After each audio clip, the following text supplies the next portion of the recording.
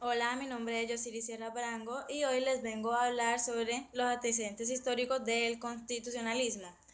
Este trabajo tiene como objetivo algunos aspectos de interés de la historia del constitucionalismo.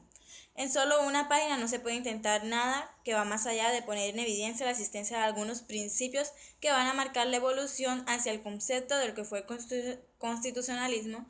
Se tiene desde los finales del siglo XVIII y a comienzos del siglo XIX.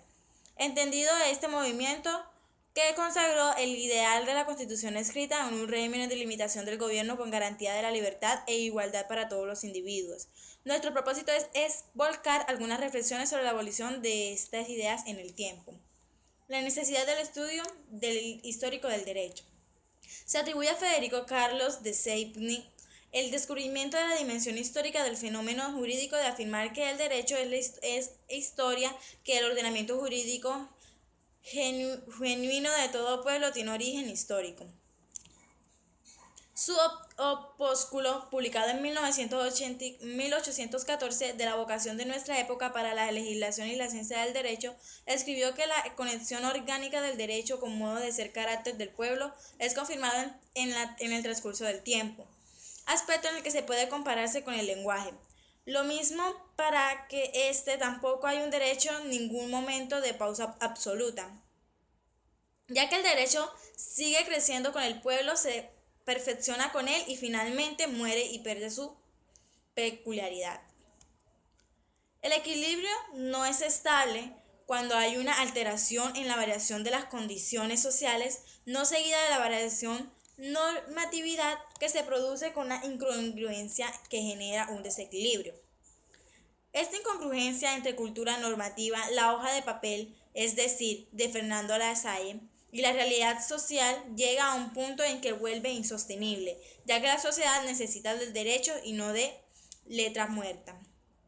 En la primera mutuación, el texto de las leyes no se modifica, pero la movilidad social influye en ellas, por lo que, aún así en la reforma formal, su sentido de inteligencia sufren alteraciones. Ahora bien, cuando las condiciones sociales cambian radicalmente, la estructura normativa debe ser inexorablemente reformulada. Así que se produce el acontecer histórico, jurídico o la dinámica del derecho. Pues, cuando la ley de estabilidad reside obstante al cambio, el suceder los modos no lo inexorablemente bajo la forma de la revolución. Los fines de nuestro estudio será necesario, en consecuencia, dar breve repaso de los momentos históricos involucrados en cada uno de los capítulos, en lo que divide esta monografía, para diseñar el aporte de cada una de las civilizaciones en pos de lucha por la libertad de los individuos y la limitación del poder de los gobernantes, que son en definitiva las consignas del constitucionalismo. El fin de la novela de la Constitución escrita y la democracia. El momento actual del constitucionalismo puede ser conocido sin dificultad con la sola consulta de alguna de las muchas obras abordan las literaturas jurídicas. Su lectura puede satisfacer nuestra curiosidad mal superficial sobre los diversos aspectos tales como la separación del poder del régimen presidencial o parlamentarista, monarquía, república, etc. Pero ellos solo tendremos la punta del iceberg, sin haber podido conocer la evolución de los principios y las modalidades del constitucionalismo. Una de las excepciones resulta ser Inglaterra, pese a que la historia constitucional demuestra ineficaces limitaciones del gobierno desde la época medieval. Por su falta de constitución escrita está suplida por formas de convicción de su pueblo y el gobierno sobre la necesidad del poder ilimitado y que Inglaterra le ha basado a respetar sus principios fundamentales codificados. La fase en el desarrollo de la concepción política es el último progreso en el que se piensa en que el pueblo sujeto se crea su constitución por una constituyente directa y expresa. Esta fase es solo el resultado de lo anterior y más larga, en la que se concibe las constituciones como un proceso de crecimiento, no tanto como un código nacional, sino como una herencia nacional. A continuación intentaremos esbozar este largo proceso de formación de esta fase anterior. Pasemos a la constitución en la antigua Grecia y Roma. Grecia. De todos los significados atributales a nuestra palabra constitución, el término griego poleita corresponde con uno de los más antiguos, ya que significa el Estado como es en la realidad. Emprende todas las características que determinan la naturaleza de un Estado, incluyendo el conjunto de la estructuralidad económica, social y las cuestiones del gobierno, en el sentido moderno. Los griegos estimaban que existía una gran analogía entre la organización del Estado y el organismo individual del ser humano. Pensaba que los elementos del cuerpo y el espíritu de los que primero eran guiados al gobernante, por último guardaban paralelos con los dos elementos integrantes del Estado, los gobernantes y los gobernados. La analogía entre la organización del Estado y el organismo humano era lo que lo constituía para que el griego en la cuestión central de la ciencia política. La doctrina política de los antiguos tiene momento alagido sobre la mitad del siglo IV a.C. con Platón y Aristóteles. Este pensamiento político nació en la fase de decadencia política, la gran inestabilidad, y estaba dirigido a relanzar un fuerte e increíble ideal colectivo que sirviera para superar las divisiones sociales. Anota Mauricio Fioravanti que en Grecia el temor que les prevalece es la éxtasis social y política, dado que la lucha entre los ricos y los pobres. Este temor lleva a reflexionar sobre las formas de organización y sobre los caracteres esenciales de aquellas estructuras en intento de promover una reforma y así dotarlas con mayor capacidad y respetar frente al conflicto. En definitiva, de salvar la unidad de la polis. En la búsqueda de la antigua forma de gobierno se expresa la necesidad y la unidad de un equilibrio referido invisiblemente a la sociedad de los poderes públicos. En el constitucionalismo moderno, para este jurista italiano, por el contrario, tiene presupuestos de que la cuestión del gobierno se agota en un plano de relaciones entre poderes públicos y que tomamos como distintos y separados las fuerzas sociales del conflicto y del equilibrio social. En definitiva, la forma de gobierno busca que los antiguos se refieran solo a un sistema de organización y de control de los diversos componentes de la sociedad, construido para dar eficacia a las acciones colectivas y para conseguir un pacífico reconocimiento de algunas pertenencias políticas. Haciendo un poco de historia, recordemos que en el siglo V y VI a.C., la ciudad de Atenas, con Clineses primero y con Pericles después, abrazó la forma democrática. Esto significa lo siguiente. Primero, la primacia de la asamblea de los ciudadanos atenienses para la toma de las decisiones de relevancia colectiva. Segundo, derecho y palabra y la propuesta dentro de la asamblea atribuido a todos ciudadanos sin discriminación alguna. Tercero, la exaltación consueta de los cargos públicos y la magistraduría, comprendiendo los tribunales.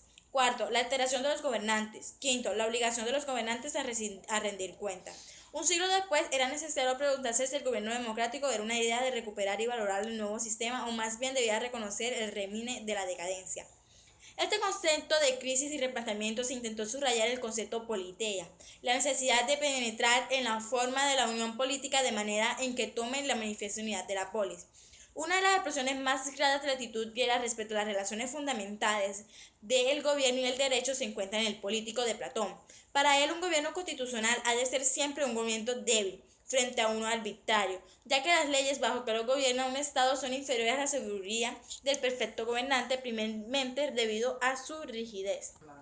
Ahora vamos a tratar la Edad Moderna para continuar la parte final.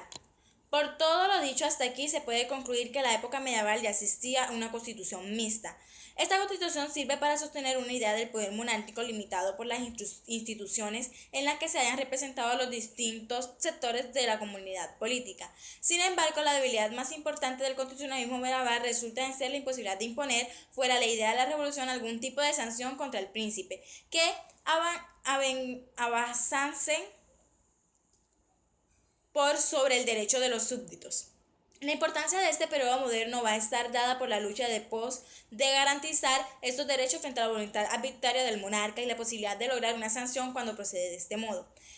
Es el gran problema del siglo XVI. Seguía siendo el conflicto en el governaculum y el jurisdicto, y hasta la aparición del cisma religioso, el avance del primero sobre el segundo hacían presaria el advencimiento de un poder cada vez más absoluto. El juez juzgaba al rey, el rey juzgaba a Dios.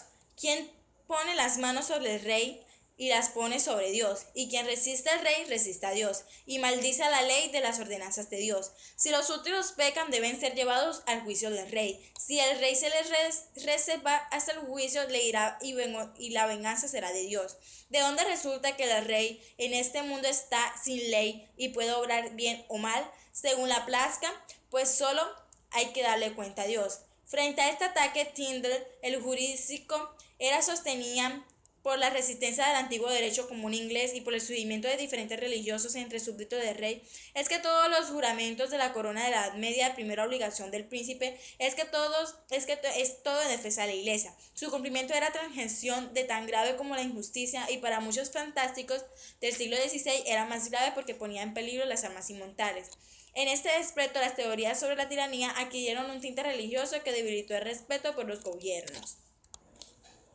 De libertades en plural, como derechos, discuten los juristas indagando sobre el lugar de las posiciones jurídicas subjetivas de los ciudadanos que ocupan dentro de un ordenamiento positivo, concreto y en particular sobre las garantías efectivas que tal ordenamiento era capaz de ofrecer. Cada tiempo histórico, en consecuencia, produce su propia cultura de derecho, privilegiando los respetos de otro o poniendo libertades en conjunto o más o menos con el centro de interés general. Por tanto, existen condicionamientos entre culturas de las libertades que en momentos históricos concretos es capaz de producir la acción de los ciudadanos y los mismos poderes públicos. Con el estudio que acabamos de exponer, creemos haber expuesto lo manifiesto como fue, desde nuestro modesto punto de vista, la evolución de esta cultura de liberales a través de estos 25 siglos, tomando los pueblos o naciones más representativos de la época. Esta evolución